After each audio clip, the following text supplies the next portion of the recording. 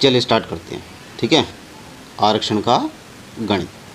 तो हम मान लो कि किसी भी नौकरी में कुल सीटें हो गई 100। ठीक है, उसमें जो एससी का आरक्षण है, एससी का आरक्षण है 15%, मतलब 15 सीटें जो है वो एससी कैटेगरी के लोगों को मिलने वाली हैं।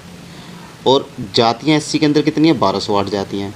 ठीक है, पूरे भारत का डाटा ये है कि जातियाँ जो है 1208 जातियाँ एससी कैटेगरी के अंदर आती हैं। उसके बाद एसटी की बारी देते हैं। एसटी के 7.5%, यानी कि 100 में से 7.5 सीटें किसे मिली हुई हैं? सिर्फ एसटी समाज को मिली हुई हैं। और इसके अंतर्गत जातियाँ आ रही हैं तुम्हारी 705 जातियाँ आ रही हैं। चलिए, ओबीसी समाज है ना, ओबीसी समाज जो है हमारा, इसमें 27%, यानी कि 27 सीटें टोटल मिला के जो 100 में से दी गई हैं ओबीसी समाज को दी हैं। और वो जाहिर भी देनी भी चाहिए, क्योंकि इसके अंदर जो जातियाँ सबसे ज़्यादा हैं, 2600 से अधिक जातियाँ इसके अंदर शामिल की गई हैं। ठीक है, ईडब्ल्यूएस, जो ईडब्ल्यूएस है, ईडब्ल्यूएस को 10% सीटें मिल चुकी हैं। मतलब ये केवल और केवल किसके लिए? जो गरीब स्वर्ण है, गरीब स्वर्ण जाति का जो होता है, उस बंदे को ईडब्ल्यूएस का आरक्षण मिलता है। तो टोटल मिला के कुल आरक्षण हो गया आपका जो मिलता है 59.5% के आसपास आपका आरक्षण दे दिया गया है। ठीक है, चलिए आगे देखते हैं। अब कुल कितनी सीटें बची भाई? 100 में से 59.5% निकल गई, तो 40.5% सीटें बच गई। अब इन सीटों का क्या होगा?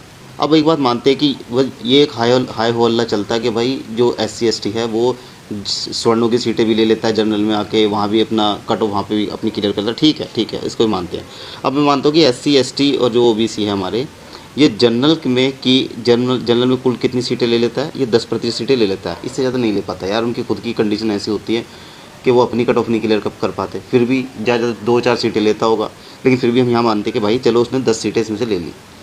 ठीक है, अब कितनी सीटें बची हैं? अब बची सीटें सवर्णों के लिए। कितनी सीटें? ईडब्ल्यूएस तो है सवर्णों की, उसके बाद जनरल सीट है, तो टोटल ईडब्ल्यूएस की 10 सीट हो गई और जनरल सीटों के 30, तो कितना हो गया? 40.5%, यानी 40.5 सीटें 100 में से अब भी किसकी हैं? केवल और केवल स्वर्ण सीटें हैं।